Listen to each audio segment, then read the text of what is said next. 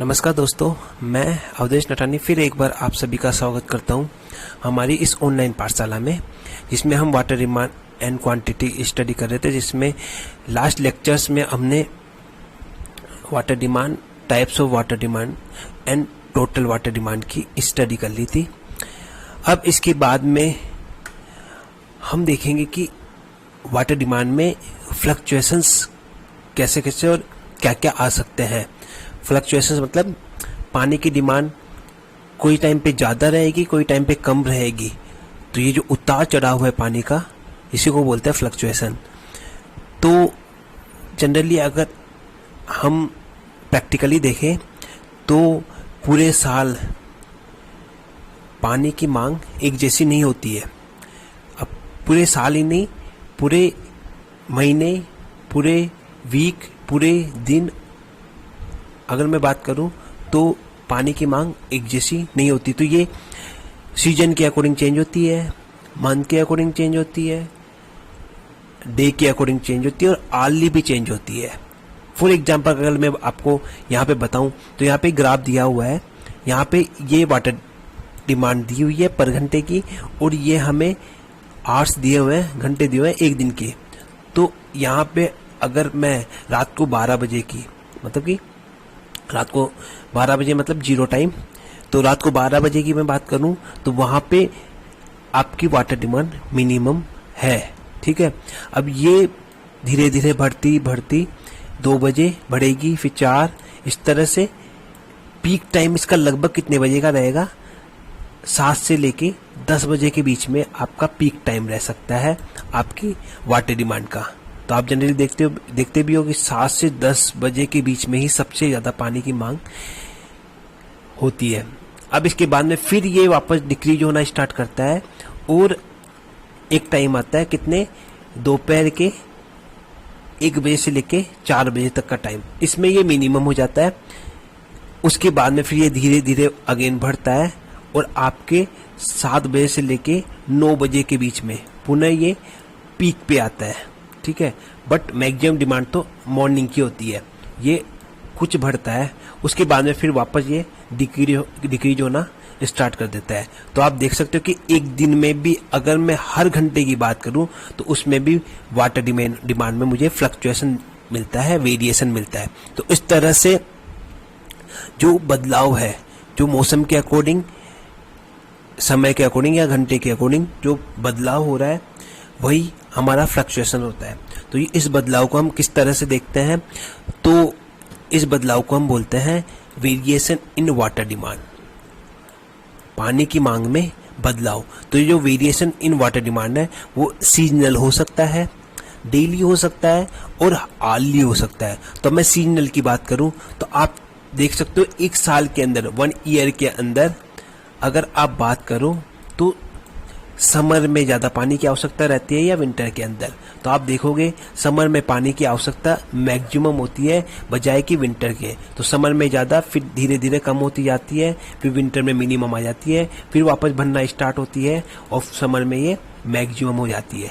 ठीक है, तो ये हो गया आपका सीजनल वेरिएशन। सर्दी और गर्मी की वजह से जो पानी की मांग में बदलाव होते हैं उसे हम बोलते हैं सीजनल वेरिएशन। उसके बाद में आता है डेली वेरिएशन, मतलब कि हर दिन जो बदलाव होता है वो। तो आप देख सकते हो अगर मैं एक वीक की बात करूं तो उसमें आपको संडे को सबसे ज़्यादा आपको पानी की रिक्वायरमेंट मिलेगी। उसके बाद में धीरे धीरे कम होता जाएगा, फिर ये सैटरडे को बढ़ता है और संडे को ये मैक्सिमम हो जाता है। तो मंडे, ट्यूसडे, तो ये इस तरह से जो वेरिएशन है वो डेली है। उसके अलावा कोई फेस्ट आ जाता है, कोई फेस्टिवल आ जाता है किसी भी डे, उस दिन भी आप देखोगे कि पानी की मांग बढ़ जाती है। इंडिविजुअल जो पानी की मांग है वो बढ़ जाती है। अब तीसरा आता है हमारा आर्ली वेरिएशन। आर्ली वेरिएशन अभी हमने देखा कि मॉर्निंग से लेके और मॉर्निंग के 7 to 10, 7 से 10 बजे के बीच में आपको पीक वेरिएशन मिलेगा।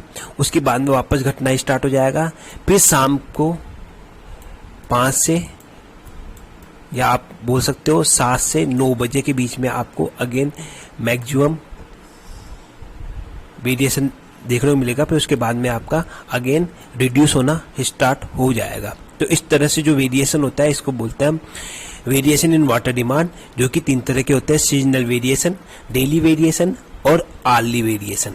ठीक है, तो ये पानी की मांग में बदलाव है। अब इसके बाद में अगर मैं बात करूं average daily per capita demand की, अगर मैं औसत डिमांड की बात करूं तो औसत डिमांड फिर मैं कैसे निकालूं, क्योंकि यहाँ तो वेरिएशन चल रहा है, यहाँ तो कोई टाइम पे मिनिमम हो जाता है, फिर कोई टाइम पे मैक्सिमम हो जाता है, फिर कोई टाइम पे वापस मिनिमम हो जाता है। तो इसको निकालने के लिए फिर मैं क्या करता हूँ, 12 महीने में जितनी पानी की आवश्यकता होती है, इन 12 मंथ जितनी पानी की आवश्यकता होती है, जितनी वाटर डिमांड होती है, उसको किसी भी कम्युनिटी में मैं उस कम्युनिटी की पॉपुलेशन का, उस कम्युनिटी की जनसंख्या का डिवाइड कर दूंगा। अब चूंकि यहाँ पे 12 महीने हैं तो फिर उसमें मैं पर डे की निकालने के लिए 365 का और डिवाइड कर दूंगा। तो इस तरह से हमारी average daily per capita demand, औसत दैनिक प्रति व्यक्ति मांग कैसे निकल के आती है, 12 महीने की जो टोटल मांग है उसमें हम 365 और पॉपुलेशन, इन दोनों का जैसे ही डिवाइड करते हैं तो हमारी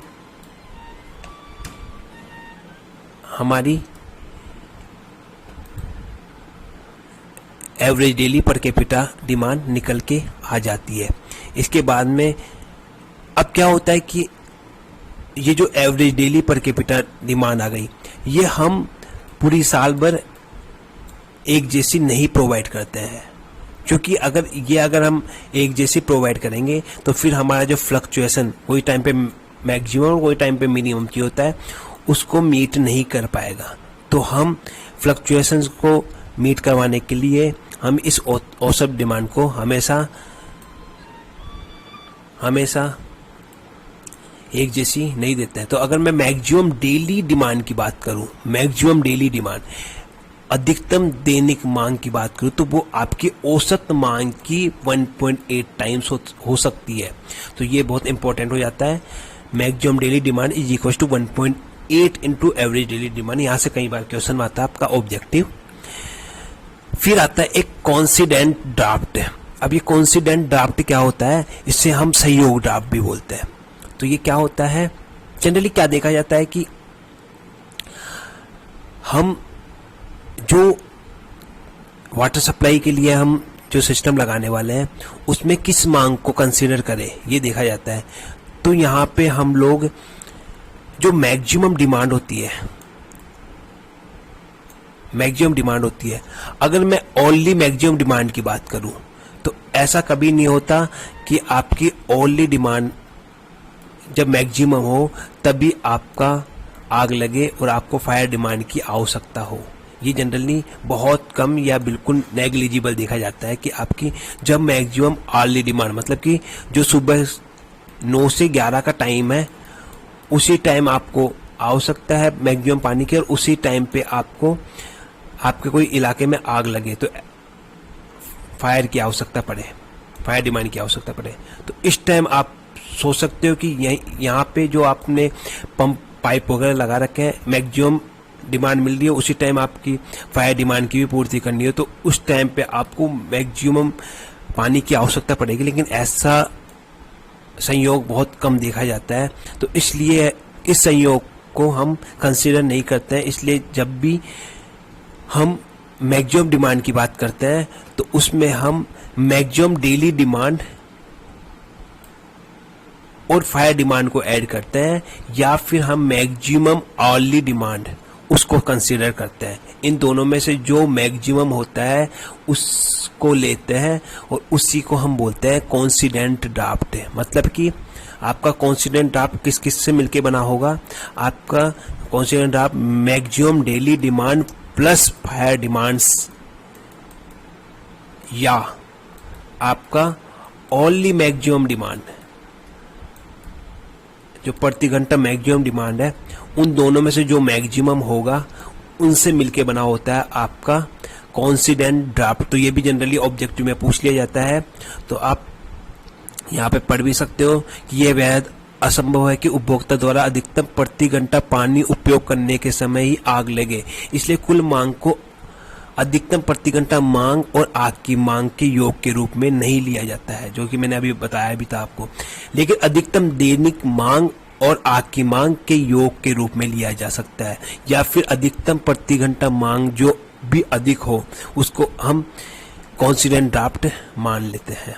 ठीक है, ये हो गया आपका कॉन्सिडेंट ड्राफ्ट। अब अगर मैं बात करूं factors affecting demand of water demand, आपके कौन कौन से फैक्टर्स हैं जो कि आपकी मांग को प्रभावित करते हैं। तो अभी हमने देखा कि मांग में वेरिएशन हो सकता है, तो अब कौन कौन से कारक हैं जो कि इस मांग को प्रभावित करते हैं, तो मैं आज के लिए सिर्फ पॉइंट बोल देता हूँ, फिर नेक्स्ट लेक्चर में हम